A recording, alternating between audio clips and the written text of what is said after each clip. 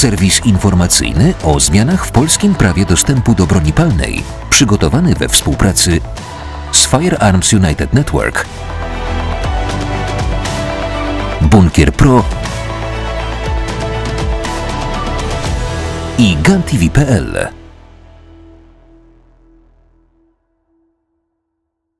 Dobrze, nie będziemy czekać. Ci, którzy konsumują ciastka z tyłu, pozdrawiamy. I zaczynamy z drugą częścią. Znaczy ja niestety znowu będę Państwa nudził swoją obecnością, prezentacją, która będzie mówiła o wyzwaniach przed środowiskiem strzeleckim w Europie i w Polsce Anno Domini 2019. Bo wydaje się, że powinniśmy pogadać na temat tego, co nas czeka i co chcemy z tym zrobić. Więc tak pokrótce chcę powiedzieć, jak wygląda sytuacja europejska, jakie są poglądy Komisji Europejskiej, jakie mamy wyzwania i konieczne działania i to samo w stosunku do Polski. Jaka jest sytuacja u nas na rynku krajowym, jakie są poglądy rządu Rzeczpospolitej, jakie są wyzwania i konieczne działania. Patrząc po poprzednich prezentacjach, punkt 7 mogę pominąć, bo pytań nie będzie. No chyba, że akurat. Ale zobaczmy, jaka jest sytuacja europejska, jak to wygląda z punktu widzenia naszej ukochanej Brukseli, którą wszyscy się tak mocno przyjmujemy. Po pierwsze, mamy do czynienia z powolnym ograniczaniem praw i swobód obywatelskich w Europie. Czy się to komuś podoba, czy nie, tak to dokładnie wygląda. A korzystają na tym przestępcy, jak to zostało słusznie zauważone. Dlatego, że jeżeli ktoś potrafi w dokumencie, który jest dyrektywą europejską, zapisać, że po to, żeby przeciwdziałać terroryzmowi w Europie, należy ograniczyć prawo do posiadania broni jej legalnym posiadaczom, to ja nie potrafię tego wytłumaczyć inaczej niż jako powolnego ograniczania moich swobód obywatelskich. Już pomijam całą sprawę związaną z wprowadzaniem odpowiedzialności zbiorowej, która jest łamaniem podstawowych praw człowieka. Zmniejszający się mandat demokratyczny. No to wszyscy widzimy, że wygląda coraz gorzej. Ja przyznam szczerze, że dopóki nie zająłem się sprawą naszej ulubionej dyrektywy, czyli 91477, nie zdawałem sobie sprawy z tego, że jedynym ciałem w Unii Europejskiej, które ma inicjatywę ustawodawczą, czyli może proponować nowe akty prawne, jest Komisja Europejska, która nie pochodzi z demokratycznych wyborów. Wbrew powszechnej opinii Parlament Europejski nie posiada inicjatywy ustawodawczej. Parlament Europejski może tylko opiniować lub zmieniać akty prawne przygotowane przez Komisję Europejską. Koniec, kropka. Brak przejrzystości w działaniach. Opisywane przez nas słynne działania w tak zwanym trilogu, czyli dyskusją pomiędzy odpowiednią komisją Parlamentu Europejskiego, samym Parlamentem i Komisją Europejską. Generalnie to wygląda w ten sposób, że każdy akt prawny po pierwszym czytaniu na posiedzeniu Parlamentu Europejskiego trafia w maszynkę, która nazywa się trilog, czyli te trzy ciała siadają za zamkniętymi drzwiami, do którego dostępu nie ma nikt z zewnątrz i na zasadzie handlu politycznego decydują, co zrobić z danym aktem prawnym. A dlaczego? Dlatego, że gdyby dopuszczono do drugiego czytania w Parlamencie Europejskim, to oznaczałoby, że każde kolejne spotkanie jest otwarte dla strony społecznej. Dlatego tu Państwa zadziwię, dokładnie 98% aktów prawnych tworzonych przez Unię Europejską nie wychodzi do drugiego czytania. W związku z czym strona społeczna nie ma żadnego wpływu na to, żeby spróbować chociaż dowiedzieć się, w jaki sposób odbywa się procedowanie w trylogu. Trilog i koniec. Nie wiemy nic, w jaki sposób władze europejskie dogadują się i co robią z aktami prawnymi. Niski poziom zaufania społecznego to już wszyscy wiemy, wystarczy spojrzeć nawet na statystyki produkowane przez samą Komisję Europejską, które ostatnio, jak patrzyłem, bodajże 55% obywateli Unii Europejskiej wyraża stosunek nieufny do samej Unii Europejskiej. Dziwnie, im bardziej na wschód, czyli im bardziej do krajów, które były kiedyś pod sowieckim butem, ten poziom braku zaufania jest wyższy. W Polsce bodajże 75%, o ile pamięć służy. A więc jakie są poglądy Komisji Europejskiej? Oczywiście chodzi mi tylko o poglądy związane z bronią palną, bo cała reszta nas tutaj bardzo mało interesuje. Przede wszystkim widzimy wyraźną chęć ograniczania tego prawa do posiadania broni palnej nam, czyli legalnym posiadaczom, przy jednoczesnym braku możliwości zapewnienia bezpieczeństwa obywatelom. No bo jeżeli, tak jak już wspominałem, ktoś pisze w dokumencie, że po to, żeby ograniczyć terroryzm i ataki terrorystyczne, ograniczamy prawo do posiadania broni legalnym posiadaczom, którzy nie popełniają przestępstwa, to ja nie wiem, o co chodzi. Nie wspominam już, mówię o takich faktach, jak to, że z ostatnich 12 zamachów terrorystycznych w Europie, popełnionych w ciągu ostatnich 2,5 roku, o ile pamięć służy, tylko 3 były popełnione z wykorzystaniem broni palnej. 9 to były bomby domowej produkcji, to były samochody, to były siekiery, to były inne przedmioty. Jakoś nie widziałem prób regulowania pojemności silników samochodów osobowych dostępnych cywilom. Wykorzystywanie zamachów terrorystycznych jako wymówki do ataku na prawa obywatelskie legalnych posiadaczy, o tym już mówiłem. To wszyscy widzimy, co się dzieje, tak? Jak nie wiadomo, co zrobić, to na wszelki wypadek ograniczymy prawo do posiadania broni. Dlaczego? No bo tak. I brak rozwiązań systemowych wymierzonych w nielegalną broń palną i jej przemyt. No jest taka ciekawostka. Ja kiedyś popełniłem artykuł na ten temat.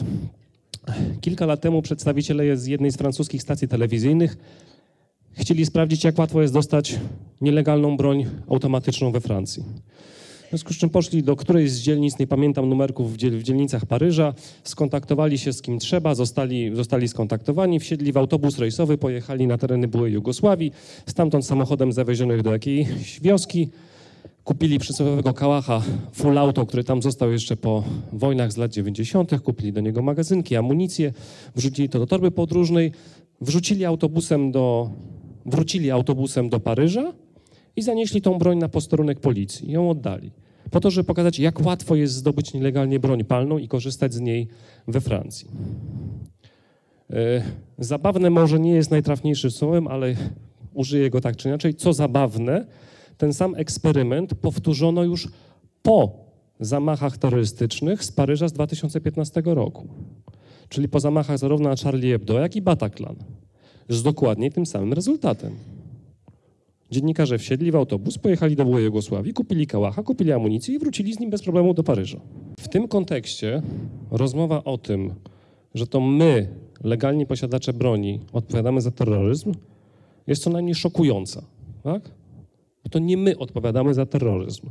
Brak kontroli na granicach zewnętrznych i brak kontroli na granicach częściowo wewnętrznych Unii Europejskiej plus niedofinansowanie policji odpowiada za to, że mamy do czynienia z możliwością posiadania broni nielegalnej przez przestępców. Żebyśmy nie mieli wątpliwości, tej możliwości nigdy nie będziemy całkowicie wyeliminować. To się po prostu nie wydarzy.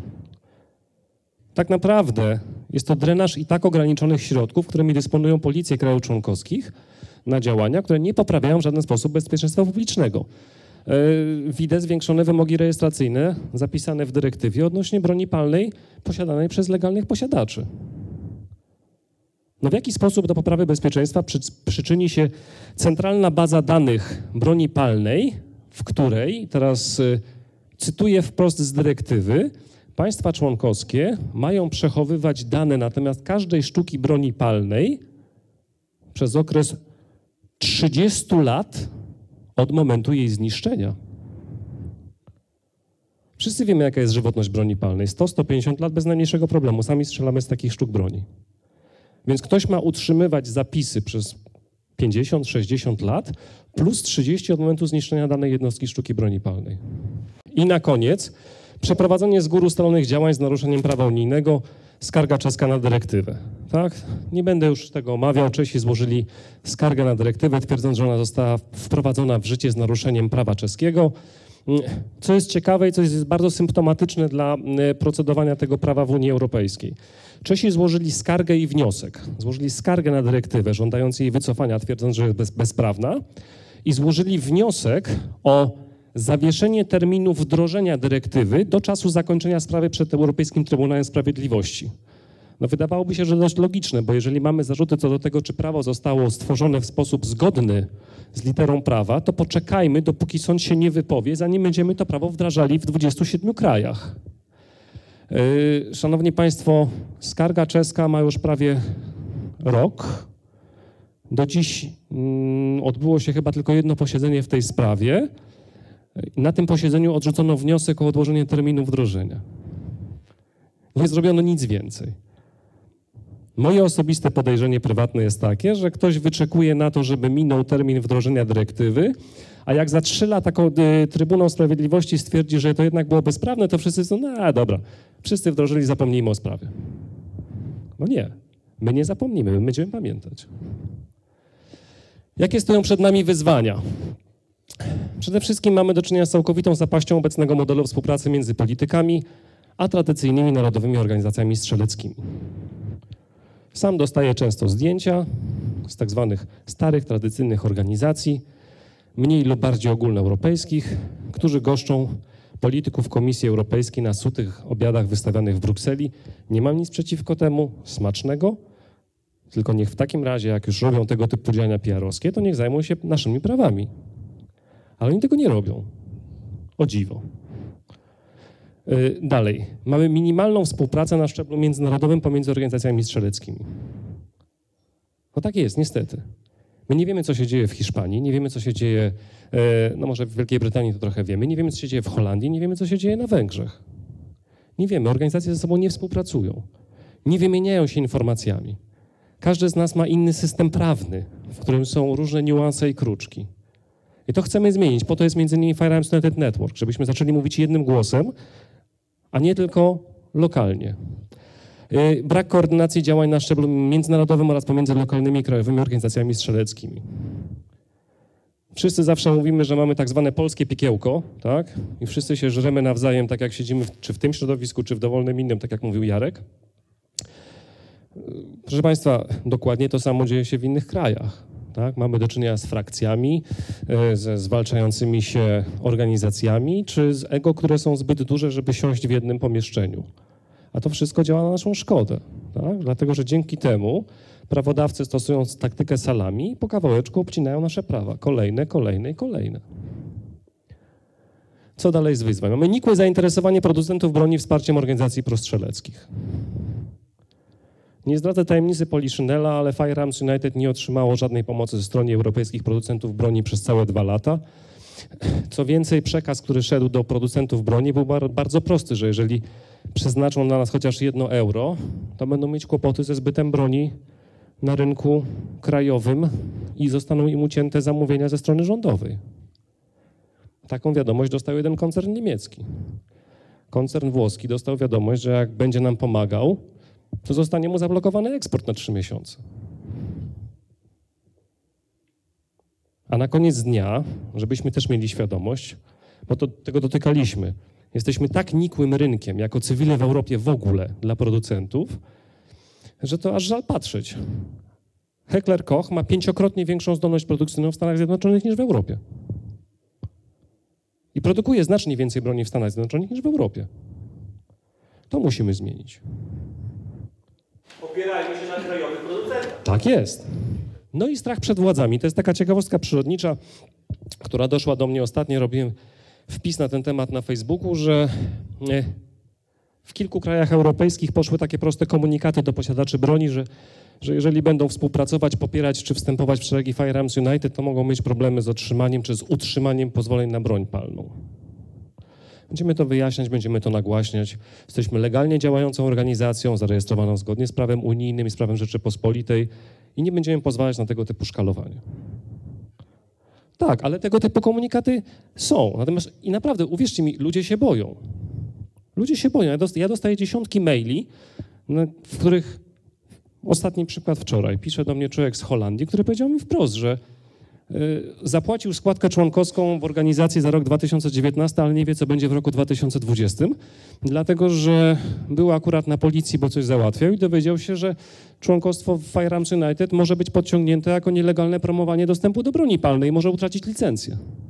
Szanowni Państwo, musimy być przygotowani na to, że atak na nas jako strzelców i posiadaczy broni jeszcze nie nastąpił w pełnej krasie. To dopiero przyjdzie. To dopiero przyjdzie. Natomiast jakie są konieczne działania? Po pierwsze, musi być konsolidacja działań na poziomie międzynarodowym. Ja to powtarzam jak mantrę, później wyjaśnię dlaczego. Jeżeli wybierzecie współpracę w ramach Firearms United, będzie mi bardzo miło. Jeżeli wybierzecie inną organizację, będzie mi równie miło. Uważam, że miejsca na rynku i w społeczności strzeleckiej jest na 10 takich organizacji jak nasza. Tak? Ważne jest, żebyśmy wstępowali do organizacji, ważne, żebyśmy się zrzeszali i ważne, żebyśmy mówili jednym głosem do polityków, jakie są nasze oczekiwania. Ja bardzo często przypominam wszystkim, którzy biorą udział w spotkaniach ze mną, że to, czym zajmują się politycy, niezależnie od tego, czy w Polsce, czy poza Polską, to jest służba publiczna. Oni są tam po to, żeby realizować moje potrzeby i potrzeby społeczeństwa, a nie odwrotnie. A jeżeli o tym zapomnieli, to trzeba o tym brutalnie przypomnieć. Przy urnach wyborczych. Współdziałanie tradycyjnych organizacji strzeleckich z nowoczesnymi. Tu część z was wie, że jakiś czas temu udało mi się skłonić do współpracy Polski Związek Łowiecki. Wszyscy mówili mi, że to się nie uda. Udało się. Jeżeli ma się właściwą propozycję współpracy, jeżeli pokazuje się ludziom, że mogą mieć zysk ze współpracy, to oni to zrobią. Naciski na zmiany prawne na poziomie Brukseli. Ja o tym mówiłem już kilkukrotnie dzisiaj. Szanowni Państwo, wyznacznikiem tego, na co możemy sobie pozwolić na poziomie krajowym, jest dyrektywa. Jeżeli chcemy wyjść poza dyrektywę, musimy ją najpierw zmienić. Dlatego, tak jak mówiłem o celach krótko- i długoterminowych. Krótkoterminowo chcemy załatwić bezbolesną implementację dyrektywy do prawodawstwa polskiego. A później celem dla mnie jest demontaż dyrektywy. Bo bez demontażu dyrektywy nie jesteśmy w stanie zracjonalizować przepisów polskich. Bo dyrektywa nam tego zabrania w wielu miejscach. Dlatego dyrektywa musi odejść, cytując klasyka. Przełamanie strachu producentów broni przed wspieraniem skutecznych organizacji strzeleckich. To musi się wydarzyć, oni muszą przestać się bać. A jeżeli nie będą traktować nas poważnie, to nasza rola w tym, żebyśmy przekonali naszych partnerów w Stanach Zjednoczonych, żeby zafundować taki bojkot organizacjom, producentom broni w Stanach Zjednoczonych. Już Corneli to zrobiło, nie sprzedają na przykład w Nowym Jorku służbom broni, dlatego że stan Nowy Jork ograniczył dostęp do broni swoją nową tym aktem i Corneli już nie sprzedaje ani broni, ani amunicji, powiedzieli, żeby sobie znaleźć innego produktu. Wszystko się zgadza, tylko ja bym chciał doprowadzić do sytuacji, w której jeżeli, nie wiem, firma XYZ zarejestrowana w Europie, nie wnikam, Włochy, Niemcy, Czechy, ktokolwiek, nie będzie wspierała ruchów prostrzelleckich w Europie, to jeżeli nie jesteśmy w stanie im zrobić bojkotu w Europie, to zrobimy bojkot w Stanach ich produktów. Może wtedy zrozumieją. Tak? Dlatego ta współpraca międzynarodowa, również z organizacjami za wielką wodą, jest tak ważna. Natomiast jaką mamy sytuację na naszym lokalnym podwórku, bo to jest dla nas wszystkich znacznie ciekawsze. Mamy samowolę urzędniczą reprezentowaną przez niektórych pracowników MSWiA. Tak? Mamy projekt, trudno powiedzieć projekt, mamy przepisy przejściowe zmieniające ustawę o broni i amunicji, doklejone do ustawy o koncesji, nazwijmy ją tak umownie, opublikowane, jak się później dowiedzieliśmy, bez wiedzy i zgody pana ministra spraw wewnętrznych i administracji. Więc jeżeli minister spraw wewnętrznych i administracji nie wie i nie kontroluje, jakie akty prawne są publikowane jako projekty ministerstwa, no to nie potrafię tego nazwać inaczej niż samowolą urzędniczą.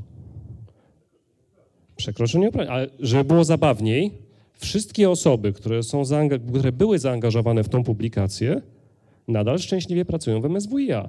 Nikt nie poniósł konsekwencji. Dalej, mamy nieuzasadniony strach przed racjonalizacją dostępu do broni palnej. Strach niezależnie od tego, czy mówimy o osobach prywatnych, czy mówimy tak naprawdę o instytucjach. Strach. Uznaniowość interpretacyjna ustawy o broni i amunicji przez różne wydziały postępowań administracyjnych. Ostatnio kwiatek, który przetoczył się przez internet chyba 3 dni temu, w którym bodajże Olsztyn, o ile w tej chwili pamiętam dokładnie, w piśmie skierowanym do osoby, która ubiegała się o pozwolenie na broń, tak? Rejestrowała sztukę broni, dowiedziała się z tego pisma, że odpowiada za odstrzelenie trzech łusek i dostarczenie ich do WPA. Jeżeli nie zrobi tego importer, sprzedawca czy ktokolwiek sprowadzający broń na terytorium Rzeczypospolitej i jeżeli importer nie odstrzeli tych łusek i nie dostarczy ich do WPA, to ta osoba, która nabyła tą sztukę broni, poniesie za to odpowiedzialność karną. Ja nie wiem, ale ja czytałem inną ustawę o broni i amunicji, która nie nakłada na mnie żadnego obowiązku odstrzeliwania niczego, ani ponoszenia konsekwencji za importera. Ale to jest pismo, oficjalne pismo opieczętowane, przesłane do człowieka, podpisane przez urzędnika WPA w Olsztynie. Jeszcze odnośnie tych łusek, byś mógł wspomnieć, że Polska jest jedynym krajem w Rumunii, która posiada taki wymóg w całej Europie. Nawet Wielka Brytania czy Grecja był bardzo restrykcyjny. Ja powiem więcej. Jeden z najbardziej restrykcyjnych miast w Stanach Zjednoczonych, jeśli chodzi o prawo do posiadania broni, czyli Nowy Jork, po 11 latach funkcjonowania magazynu łusek zrezygnowało z jego prowadzenia, dlatego że przez 11 lat nie udało się przy pomocy tych łusek rozwiązać żadnej sprawy karnej. W związku z czym stwierdzili, że po co wydawać kilkanaście milionów dolarów, tak? Na składnicę złomu kolorowego, przepraszam, jeśli kogoś uraziłem, tak? Traktowanie legalnych posiadaczy broni palnej jak potencjalnych przestępców. Ja jakbym dostawał złotówkę za każdym razem, kiedy słyszę argument, ale coś może się wydarzyć, to miałbym w tej chwili prywatną wyspę, na której byłby ośrodek szkoleniowy, tak? To, że coś może się wydarzyć, nie znaczy, że się wydarzy. A nie możemy traktować się przy tworzeniu prawa sytuacją, że teoretycznie w momencie, kiedy Wenus będzie stała nad Księżycem, to wtedy coś się stanie. No nie. Wystarczy spojrzeć na statystyki policyjne. 2016 rok. Zabójstwa i próby usiłowania zabójstwa z wykorzystaniem broni palnej. 16 przypadków. Niebezpieczne narzędzie 293. Wysyłam pismo do komendanta głównego, informacja publiczna, proszę o rozbicie tych 16 przypadków na broń, przepraszam, legalną i nielegalną, bo dla mnie jest to bardzo duża różnica. I dowiaduję się z pisma, że policja nie ma takiego rozbicia, bo ona nie prowadzi tego typu rozróżnienia, bo nie musi.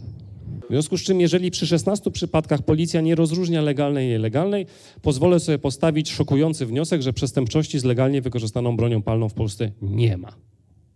Bo gdyby była, to w tym momencie TVN by robił programy przez 2 tygodnie, przez 6 godzin dziennie. Poglądy rządu polskiego. Przede wszystkim jest to brak spójnego podejścia do prawa do posiadania broni przez większość parlamentarną.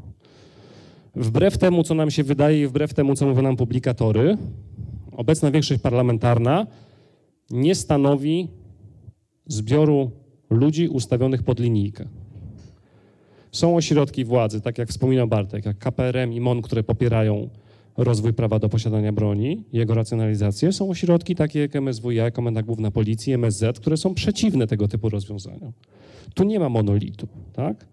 Natomiast co jest zagrożeniem? Ten brak strategii owocuje oddaniem pola decyzyjnego średniego szczebla urzędnikom ministerialnym, którzy działają zgodnie z zasadą hulaj dusza, piekła nie ma, publikujemy to, co my uważamy za słuszne. To mieliśmy przykład 10 sierpnia, tak? Wszyscy widzieliśmy, jak to wygląda. Ignorowanie efektu synergii pomiędzy różnymi projektami rządowymi. Ja przyznam szczerze, że nie jestem w stanie ogarnąć swoim skromnym kubusiowym rozumkiem tego, jak można z jednej strony robić w MON-ie projekt strzelnica w każdym powiecie, a w 3 miesiące później kłaść na stół ustawę o broni i amunicji, która ogranicza prawo do posiadania broni palnej. No nie jestem. Dalej, jakie są wyzwania przed nami? Przede wszystkim mamy tą konieczność implementacji dyrektywy do polskiego porządku prawnego. No mamy, nie unikniemy tego. Nie złożyliśmy skargi jak wcześniej, w związku z czym musimy tą dyrektywę zaimplementować. Dyrektywa nie jest sprzeczna z Konstytucją Rzeczypospolitej, w związku z czym nie mamy możliwości stwierdzenia, że jej nie będziemy implementować. Bo gdyby była sprzeczna z Konstytucją, to byłaby zupełnie inna rozmowa, ale nie jest, bo nie mamy w Konstytucji zagwarantowanego prawa do posiadania broni palnej. Na moje uprzejme pismo do pana prezydenta Rzeczypospolitej, w której sugerowałem włączenie zespołu ekspertów od broni palnej do tego słynnego referendum konstytucyjnego, po to, żebyśmy zadali również Polakom takie pytanie, otrzymałem bardzo ogólną odpowiedź, z której nic nie wynikało. Bo ja na przykład chciałbym, żebyśmy mieli zagwarantowane w Konstytucji prawo do posiadania broni. Nieuzasadniony lęk wielu agent rządowych przed racjonalizacją prawa do posiadania broni. Przepraszam za literówkę.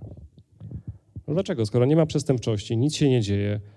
Jak ja słyszę argument, bo Polacy się wystrzelają na ulicach, to przypomina mi to argument, który słyszałem w Stanach na jednym ze spotkań w NRA, sekundkę Jacku, na jednym ze spotkań NRA, bo tak jak u nas się mówi, że Polacy się wystrzelają na drogach, bo są agresywni za kierownicą, to w Stanach Zjednoczonych ten argument wygląda, bo się Amerykanie wystrzelają o miejsca parkingowe pod restauracjami.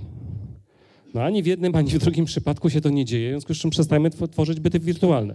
Słucham, Jacku. To odpowiedź na twoje pytanie, czy się wystrzelają. Mamy w Polsce rzesze ludzi, którzy korzystają z broni. Są użytkownikami broni palnej i nie jest to elita. To są pracownicy ochrony. I oni korzystają z tej broni. Czy ktoś słyszał, żeby doszło do niewłaściwego użycia broni przez pracowników ochrony? Tych jednostek broni myślę, że tam jest kilkaset tysięcy. Kilkunastu lat pojedyncze przypadki, może 2-3 przypadki. Jeszcze pragnę powiedzieć, że jak SLD zmieniało prawo odnośnie czarnoprochowców, to komendant policji mówiła dokładnie to samo. Ja nie wiem, bo wielu ludzi już nie sięga może pamięcią do roku 2004, ale jak się nawet odkopie stara wespół w internecie, policja mówiła, że ulice spłyną krwią. Że to jest najgłupszy pomysł, na jaki SLD mógł wpaść. Nie róbcie tego, to jest błąd. Oni to i tak klepnęli, nic i temat ucichł po pół roku. Ani nie ulice, ani nie spłynęły, ani nie krwią, a o ile pamiętam od 2004 roku, już sekundkę, sprzedano wedle różnych źródeł pomiędzy 200 a 400 tysięcy sztuk broni czarnoprochowej w Polsce, a ja słyszałem o jednym przypadku nielegalnego wykorzystania broni palnej, to był początek zeszłego roku, kiedy człowiek w afekcie strzelił do ekspedientki w sklepie, w której był nieszczęśliwie zakochany. Było wielkie halo w telewizji, że wykorzystano broń palną, strzelił z przybitki. On chciał zwrócić jej uwagę na siebie. W dalszym ciągu traumatyczne przeżycie, ale to było tyle tego nielegalnego wykorzystania broni czarnoprochowej. Co jeszcze? Jakie mamy konieczne działania, które musimy podjąć w Polsce? No przede wszystkim musimy skonsolidować środowisko strzeleckie, musimy osiągnąć daleko posuniętą współpracę z większością parlamentarną, żeby zmaksymalizować zyski z procesu dostosowania prawa polskiego do wymogów dyrektywy. Naprawdę, uwierzcie mi, jest wiele elementów dyrektywy, które da się wykorzystać do racjonalizacji przepisów polskich i ich delikatnego luzowania. Tylko trzeba mieć wolę, żeby to zrobić. I naszym zadaniem jako środowiska strzeleckiego jest wytłumaczenie politykom, że to im w niczym nie zagrozi. Promowanie kultury strzeleckiej, to o czym mówiliśmy, tak? Ja powziąłem postanowienie noworoczne, że w tym roku wezmę przynajmniej 10 osób, które nigdy nie strzelały na strzelnicę. Po to, żeby im pokazać, co robimy, żeby im pokazać, jak fajne jest to spędzanie czasu. Bo to jest najlepszy przykład, tak? Pokazywanie ludziom, co robimy. Promowanie prawa do posiadania broni. Tak, nadal będę nosił, mimo że jestem zagrożeniem dla drogówki. Konsolidacja środowiska po raz kolejny. A teraz, dlaczego ja tak mówię o tej konsolidacji? Trochę przekazu podprogowego, nauczyłem się robić animacje w PowerPoincie. Dlaczego ta konsolidacja jest taka ważna? Tak? Przyszedł facet, stanął i mówi: skonsolidujmy się, zróbmy coś razem, zacznijmy mówić jednym głosem. Ale dlaczego? Dlatego, że kolejny przekaz podprogowy, jak mówiłem, nauczyłem się robić animacje. Rok 2020. Mało kto z was wie, co się wydarzy w roku 2020. W roku 2020 Komisja Europejska dokona pierwszego przeglądu skuteczności dyrektywy, jej implementacji w krajach członkowskich, jej zastosowania. A w momencie, kiedy nasi milusińscy z Brukseli głosowali w Europarlamencie w 2017 roku kształt dyrektywy, zastrzegli sobie prawo, że w trakcie tego pierwszego przeglądu w roku 2020 w pewnych zakresach, nie będę już w tej chwili wnikał w szczegóły, Komisja Europejska może wprowadzić zmiany do dyrektywy bez konieczności głosowania ich w Parlamencie Europejskim. Mamy 2 lata na to, żeby temu zapobiec. Mamy 2 lata na to, żeby się zebrać do kupy, skonsolidować organizację i znaleźć środki na wynajęcie lobbystów. I mówię w tej chwili z całą powagą, na jaką mnie stać. Jeżeli nie doprowadzimy do konsolidacji środowiska strzeleckiego w Europie, jeżeli nie zdobędziemy funduszy na to, żeby wynająć odpowiednich ludzi, którzy mogą na to wpłynąć i przekazać naszą wiadomość do polityków, to w 2020 roku zostaniemy zaorani. I nie będziemy już mieli takiego przywileju, jak mieliśmy w 2015-16 roku, gdzie biegaliśmy po całej Brukseli, przekonywaliśmy kolejnych europosłów do tego, żeby głosowali w taki czy inny sposób. Bo tego głosowania nie będzie. Komisja Europejska z naszą ulubioną komisarz Elą Bieńkowską, pozdrawiamy, po długiej i burzliwej dyskusji w późnych godzinach wieczornych zrobi sobie to, co będzie chciała. Po prostu. O, już to bez znaczenia kto, tak? Czy będzie Ela, czy nie będzie, ktoś to będzie swoją twarzą firmował. I w 2020 roku, jeżeli nie będziemy gotowi z działaniami w 2019, w 2020, z organizacją, z pieniędzmi, ze skutecznością działania, zostaniemy zaorani. Po prostu. Dlatego mówię, Niezależnie, czy mówimy o Firearms United, czy mówimy o innych dużych organizacjach, musimy się włączyć w tą walkę, musimy się skonsolidować, albo możemy przerzucić się na grę w bierki.